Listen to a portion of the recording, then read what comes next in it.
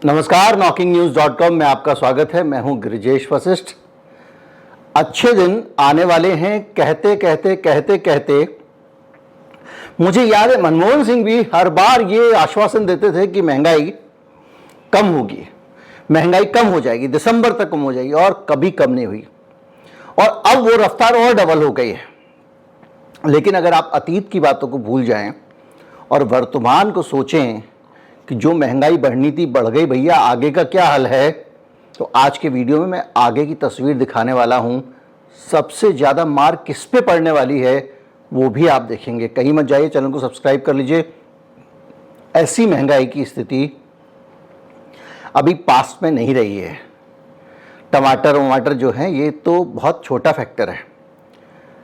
बताऊंगा कि आरबीआई क्या दावा कर रही है, बताऊंगा कि सिचुएशन क्या है, बताऊंगा कि अलग अलग इंडस्ट्री पे इसका क्या असर पड़ रहा है। मैं अभी आया।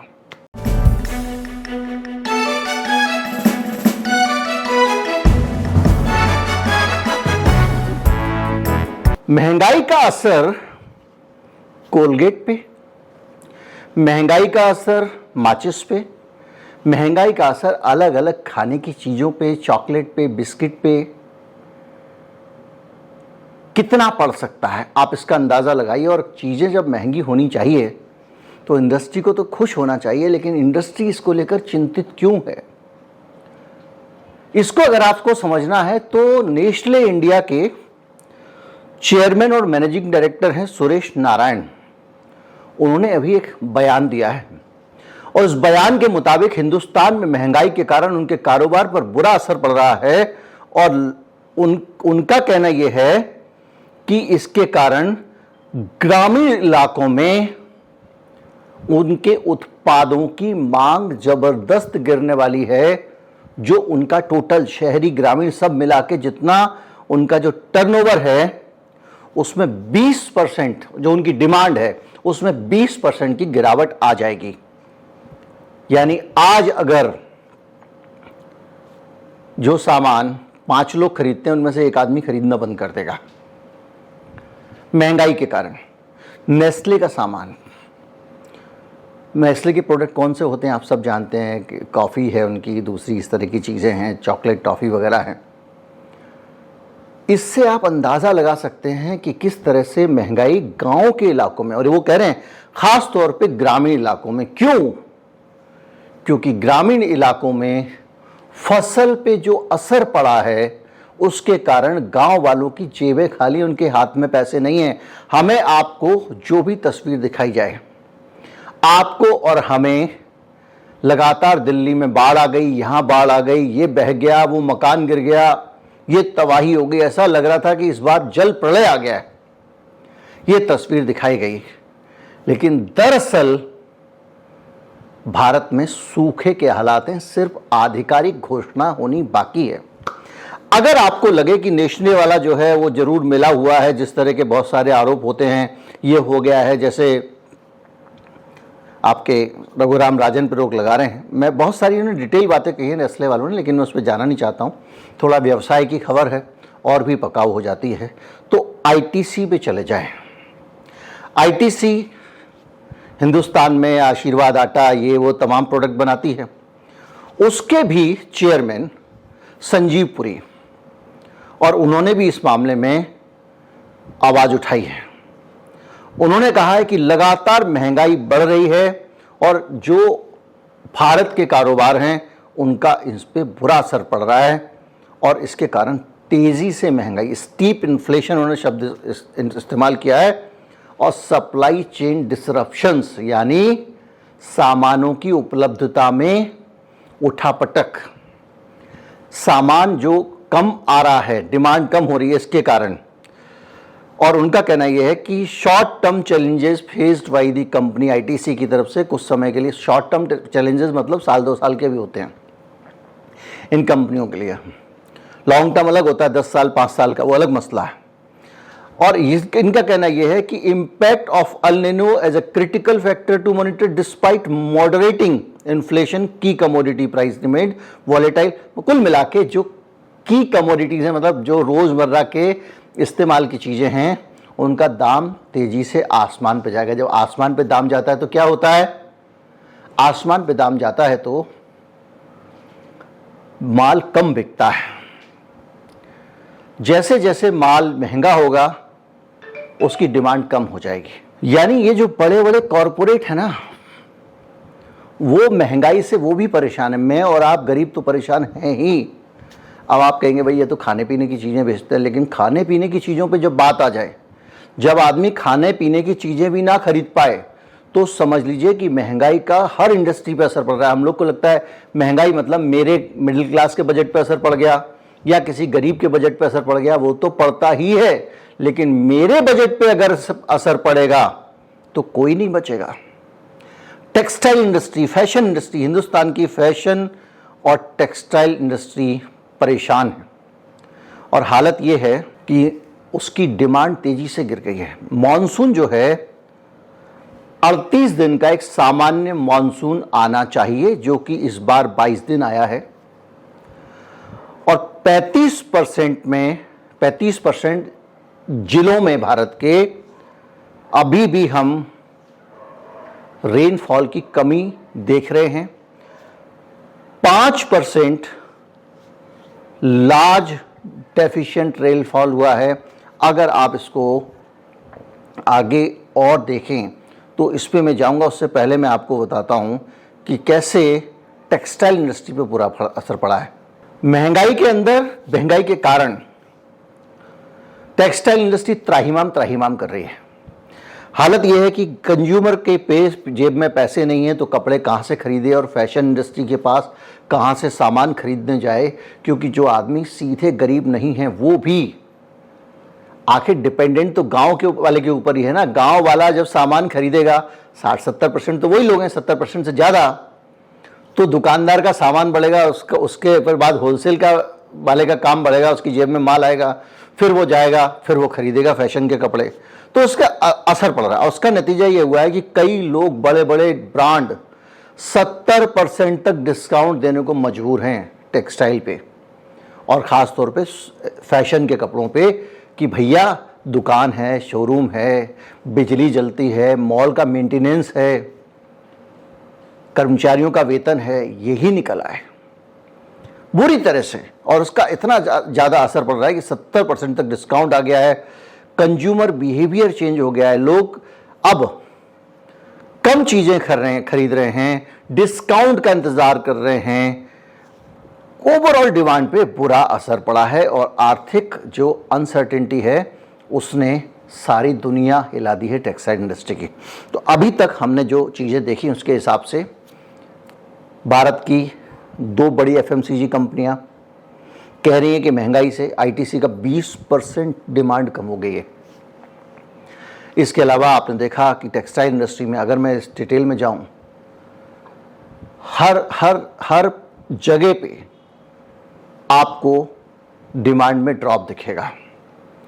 लेकिन दुर्भाग्य से ये आपने सोचा कि ये कैसा साइकिल है कि महंगाई बढ़ती है तो इसलिए बढ़ती है क्योंकि माल की सप्लाई नहीं है, और अब हालत ये है कि महंगाई के कारण माल नहीं बिक रहा है।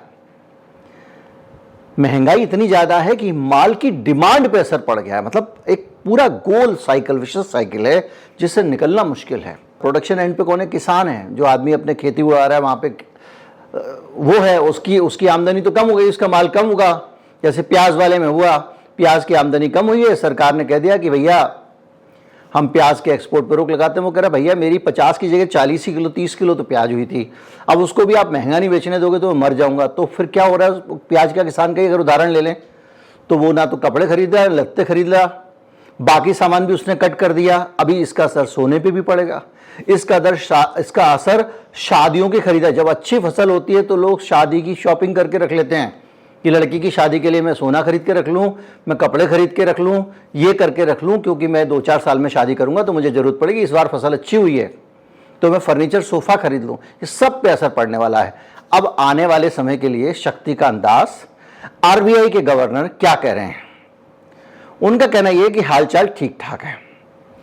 उन्होंने कहा है कि सितंबर तक ये महंगाई कम होनी शुरू हो जाएगी और ये जो पहले से एंटिसिपेटेड डिक्लाइन था वो हम देख रहे हैं और इसके अलावा कोई बात नहीं है। इस तरह की चीज़ें वो कह रहे हैं। और महंगाई को लेकर वो कह रहे हैं कि दूसरा पहलू उन्होंने ये बताया कि हमने बहुत अच्छा फाइनेंशियल डिसिप्लिन रखा हुआ है और मार्केट में बैंकों से ज़्यादा पैसा जाने नहीं दे रहे। मैंने इस पर एक अलग से वीडियो बनाया था कि किस तरह से इन्होंने जो है वो बैंकों के ऊपर एक प्रेशर डाला हुआ है कि आप ज़्यादा से ज़्यादा पैसा आरबीआई के पास ही जमा करो, मार्केट में मत दो, जो भी एक्स्ट्रा पैसा है वो आरबीआई के पास रख दो।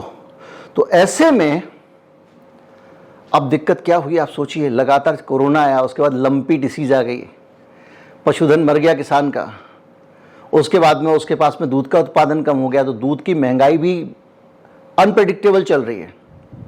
कितनी इंडस्ट्री दूध से चलती है। सिर्फ दूध से केवल हमारा आपका घर की चाय नहीं बनती है, दूध से चॉकलेट भी बनती है, दूध से आइसक्रीम भी बनती है, बहुत सारे कारोबार हैं, उनको भी महंगा माल मिल रहा है।